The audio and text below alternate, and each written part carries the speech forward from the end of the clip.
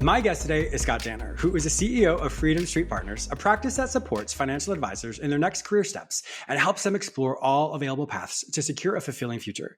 After 15 years practicing on an employee platform, Scott founded Freedom Street and took it from $0 to $2 billion in assets under management in just 5 years. In today's episode, he and I talk about his Amazon #1 bestseller, Freedom Street, how he learned to create a rich life, live my legacy, and own the future as a financial advisor. This book teaches you how to achieve your goals and independence. Welcome to Lifeology. James, thanks so much for having me. I can't wait to get started. Yes, I am looking forward to this. In the pre-call, we talked about you are in Chesapeake, Virginia. I did my graduate work in Norfolk, Virginia. So obviously we have a lot in common already. So I can't wait to get started as well. Now, how did you even get into this financial world?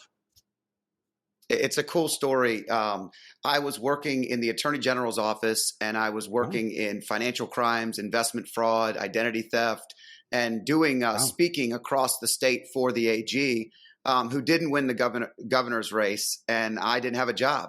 And I called one of my many aunts who are amazing in my life, my mom's sister, Paulette, who said, "I think you'd be great in this industry, and I think you need to interview for this job." And I applied at Edward Jones. 3 weeks I was hired, and I began my journey developing something that would turn out to be a really great path for me.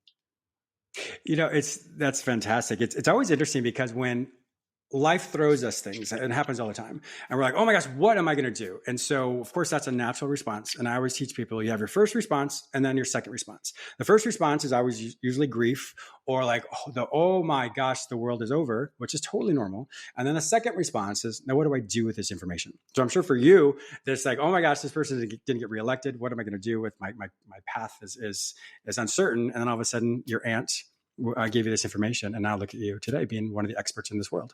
That's pretty cool. Yeah. And James, having somebody to call, I mean, the powerful ability to be able to call someone and show grief, show a little weakness, and then be able to have someone build you up and even guide you. All I needed was a little bit of guidance. I was already kind of there in my brain, but I needed some help. Yeah. And I think that's one of the really cool things. I had interviewed Kevin Harrington from Shark Tank last year, and he was talking a lot about mentorship. And so that's so important. You had someone, whether they're your mentor or not, but everybody has somebody that they can get advice from. And it doesn't necessarily mean they have to be the expert in their field, but everybody, just like Lifeology, we have life lessons to learn and life lessons to teach. So I'm so glad that you had someone that you were able to talk to and help them, or they were able to help you then become this person. And that's really the thing as well for you, is you advise advisors to be able to really help their clients as well, which I think is pretty cool. Yeah, it's interesting because advisors are great for their entire careers at helping you envision what the next chapter may look like. But so many of them are so great at it that they forget to do it for themselves, or they haven't really thought of themselves, almost like a parent does their children, where they are the last to get new clothes. They're the last to buy new things because their kids are eating first. So it's not a negative in the way that you might think. It's really just they're serving so many people that they miss the chance to serve themselves. And so not everybody, but we found that to be quite a common theme. Yeah. Well, I think even in my field as well, when it comes to psychology, I had a really big practice in DC, and I was always like, oh yeah, I'll take one more patient, just one more patient. And pretty soon I'm like, oh my gosh, I don't have any free time. And so that's something I think of people in a helping industry or service industry of some sort, that we do kind of put our needs behind us. And I was reading the aspects of your book is you really help the advisors kind of make sure that their needs are being met first, because or not first, but as well, because if you don't have that balance or the symmetry of that, then how effective are you? And I use my hands in quotations for those who can't see me. How effective are you when it comes to being the best you can be to advise your clients? Yeah, 100%. I mean, I think when I thought of creating Rich Life, living a legacy, and owning the future, it really came down to what are some of the very things that people need to have to move on to the next chapter. And, defining what a rich life was to somebody. If a rich life was only money related, it was empty. If a rich life was only business related, it was empty. If your impact was only your business, it was empty. And so, owning your future and moving into that next chapter was really about something bigger than yourself, but exploring yourself to find out what you need, not just what you've been giving to everybody else. I love how everybody has a different version of this, and I love your version is the rich life. I think it's obviously great planned words for what you do, brilliantly marketed. And I always look at that as a quality of life. And so one thing I always teach is we can do like a graph of fulfillment, or in other words, graph of quality of life. And so what I always tell people is you break your life down into as many components as possible for financial, relationship, spirituality, health, wellness, retirement, whatever that might be. Is the more categories you can break it down to, you put those down on a horizontal line in the different categories, and then on the vertical line you create tick marks 1 to 10, and then you take maybe some time to think about it for like the last 6 months. In the last 6 months, and you can then rate where each of those are when it comes to being fulfillment. And then when you have this wonderful snapshot of this graph of, wow, I have some really great areas, and unfortunately some areas I did not realize are maybe more of a deficit. So learning how to move those widgets around to allows your life to level up in all areas, so you create the rich life that you're talking about, to live a life that's on your terms as well. Yeah, I love that. I mean, ultimately, if you're not measuring it, does it matter? Right? I mean, we have to measure it and take a self-assessment. And I think we do this a lot on the fly, but a lot of people don't actually sit and think about it. I did it just yesterday. I was reshuffling and I just decided, hey, my morning was way too packed. How can I slow down and go back to basics? I was already doing X. How can I do X plus Y plus Z at the pace that's right? That's working smarter, not harder. Hopefully. I'm sure it is. Let's transition into your book, Freedom Street: How I Learned to Create a Rich Life, Live My Legacy, and Own the Future as a Financial Advisor. Tell me more about that. I think what's really cool is I wrote this book, and it was going to be a how-to for financial advisors because it came from serving them in the next chapter when they're retiring or separating from their business. And so many of them are so unprepared from the standard of the rich life, the impact, et cetera. And then it really blossomed into my version and my stories that led me to those conclusions and those thoughts. And I used real examples in the book of things that happened in my life, whether it was my relationship with my parents and how important and impactful they were, or understanding what a rich life really was. I tell a story in there about my son asking me, "Hey, Dad, would you be rich if you didn't have us?" And I chuckled. It was like, you chuckle at that. It's funny. Yeah. And I was like, well, yes, in some ways, but I would be empty if I didn't have the ability to invest in you as humans, if we didn't have the ability to really have everything that we have today. I don't know how I would view rich. It would be a completely different definition. And I think this exercise, James, when you go through it with people, it really opens up their stories. And when you start exploring, you'll love this because this is what you do. But when you explore their story, you can find the hidden meaning to some of the things they've been working towards or for. Yeah. And that's really what this is about. It's an exploration of understanding your story through some of mine. And hopefully you enjoy the challenges and the failures and the successes that I explain in there. Yeah. And one of the great things about your book that I really like is the fact that you use those anecdotes, about your life as well, because from a narrative psychology standpoint, and what that basically means is you tell a story with a lesson, and the person who's reading it can put themselves in the character's shoes. And from there, they learn the lesson. In fact, that's what I do when I work with kids, is you tell them a story. And so as you tell the story, like, what do you think the consequences would be of this person who did this? And they're like, well, James, I think it would be this. I'm like, exactly. So does that sound familiar? Anyways, the whole point is that the narrative aspect of it is exactly what you do with your anecdotes. And it's so important because people can find anything that you write about, it can be applicable to their life. And so they may not have the same background as you, but they've all experienced a lot of the same things that you have experienced in your life. And that helps them kind of assimilate the lessons that you teach. Yeah, it's so true. I think ultimately it was funny. The exploration of building a book starts off with kind of evaluating your successes and your failures. And in looking back at all my failures, it took days to really accumulate all the things and the stories that I almost had forgotten, some of which were really large in my life and that I had almost kept away because you're so focused on the future that you kind of miss. You have to have gratitude for the past and the future, not just where and obviously the present is mandatory, but the past gets lost for entrepreneurs. We kind of press and we push, and And so it was really a great process. And I talk a little bit about some trauma that I had when I was young. And that seems to be, to your point, resonating with people, even if nothing in their lives has to do with financial advising. It's the battle with something that we overcame, something that we all understand together. Yes. And, I always like to just refer to our life like a jigsaw puzzle. So everything in our life, every event in our life is like one of the jigsaw puzzle pieces. And so sometimes when we're putting a puzzle piece or puzzle together, we'd be like, oh yeah, well, this makes sense. This is the border and I can see where this is.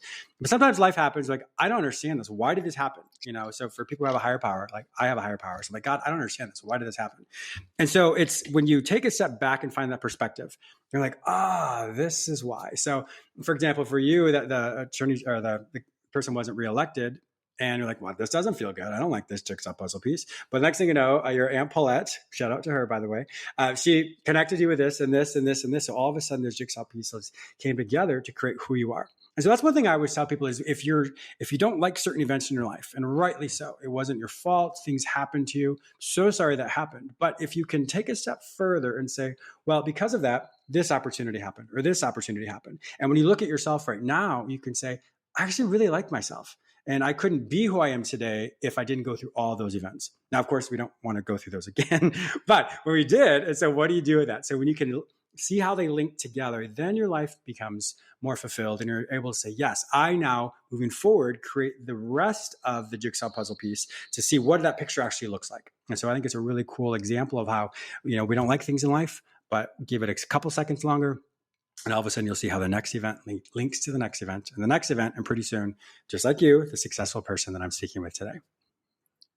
Yeah, I was asked on another podcast a couple of weeks ago, what was one of the biggest learning lessons from writing the book? And it was that exact point, how the dots connected the way they were supposed to. I couldn't be where I am today without having the dots all connect. And it's not linear. It's all over the place. The dots are up and down and sideways, and there's no perfect direction except for the place that you end up. And how we view where we end up versus where we want to go is so empowering if we choose to view it as right, as where we're supposed to be. As we're talking here, it made me think, you're talking about creating a rich life. And once again, for people just joining us, we're talking with Scott Danner, and we're in his book, Freedom Street, How I Learned to Create a Rich Life, Live My Legacy, and Own the Future as a Financial Advisor. How do you help people avoid burnout? Because as advisors or people who are just in life, so much happens. And so we can just get so overwhelmed and so bogged down. How do you help them create the rich life and avoid the burnout? I think that's a great question. And I think it really comes down to what they love. When I'm consulting with any business owner, any client, or any advisor client, it's really trying to identify what lights them up. What lights you up? What do you get excited about in life? And how does that come together in what you do? And if you can actually pull together where passion and your relationships and your work come together, that's how the wine festival came about. That we were talking about the wine festival previously, and it's a big charity event. Frankly, I loved wine. I thought it was an awesome thing that I wanted to learn more about. And if we could raise money in the community doing it, then that would be great. And then there were business benefits, because when you start raising millions of dollars for the community, people trust you in a different way. And I found so many links to something I loved, as simple as just finding something like a glass of wine. But what it is to that person is the key. What is it to you? How can you find that passion so that we can develop it into something that you do every day? And it's in everybody's work. You can find it if you're helping people. And, Zig Ziglar says 3 things is all you need to be successful. 3 things. And number 1 is you have to find a successful business is you got to help people. Number 2 is if you're helping people, you have to turn a profit. A lot of times people feel like they want to help people, but they forget if they don't make money at it, they don't stay in business. And then number 3 is you have to serve something bigger than yourself. And for me, it's God.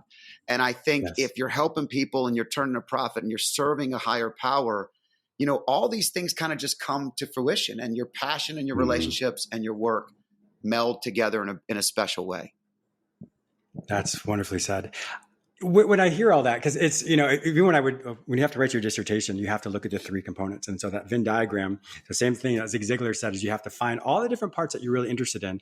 And then when all those come together, that becomes your thesis for your dissertation. So I think in everything in life, when you're able to really reflect on what is it you like you said, and what are things you don't like, then it definitely will help you find your passion. Well, what would be a way that you would maybe give people a suggestion like that? So some people are like, okay, well, my financial standpoint is not where I want it to be.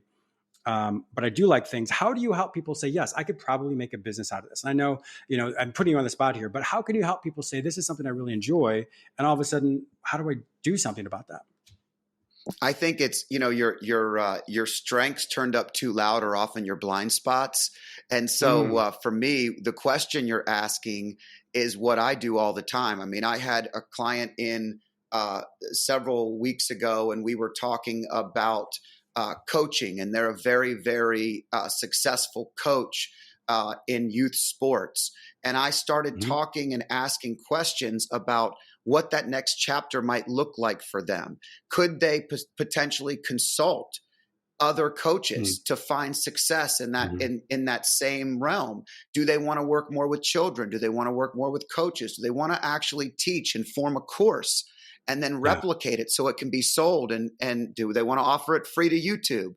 And I just started going through these questions, and you could see them light up on certain things, and you could see them dim down on others.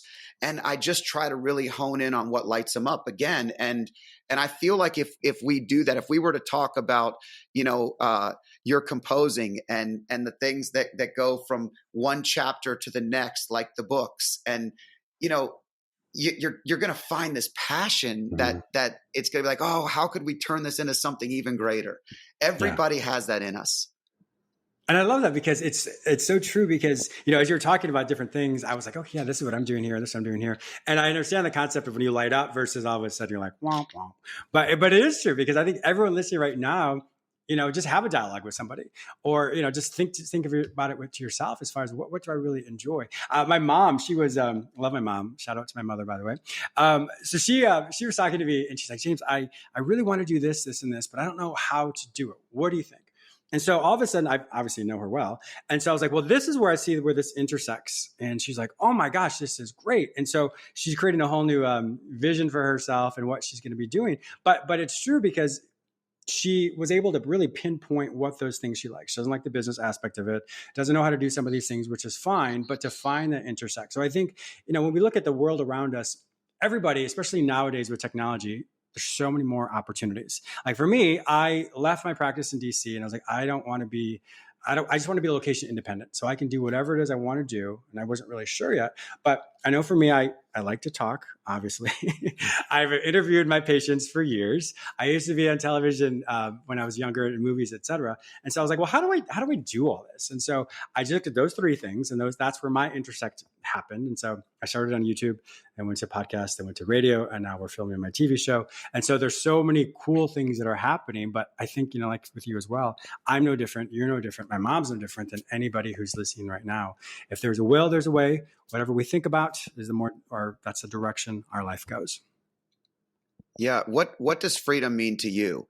And that is the question that I ask. That's how I formed our company. That's what I built Freedom Street, the book, in and around, is the question of defining that freedom. What makes you feel free? How are you living life with freedom? And if it's the boundaries of where you live, if it's the ability to spend more time with mom, bringing up mom, I'll give a shout out to my mom and dad, who are amazing as well. My mom's reading my book right now. And so that's a unique thing when she's highlighting chapters and sending it to you, and then saying, I love this, or when I disagreed with her on something the other day, and she actually quoted a chapter in my book and threw it back at me, which was awesome. I love that. It's awesome. That's authentic, and that's a beautiful relationship, and I'm very proud of that. But you're exactly right. It's living life with freedom. What does it mean to you? What are you searching for in your life? And how can you go out and grab it for yourself? And how can the people around you help you reach it? Exactly. Yeah.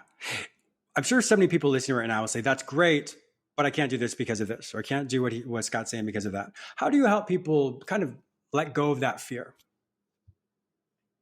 Yeah.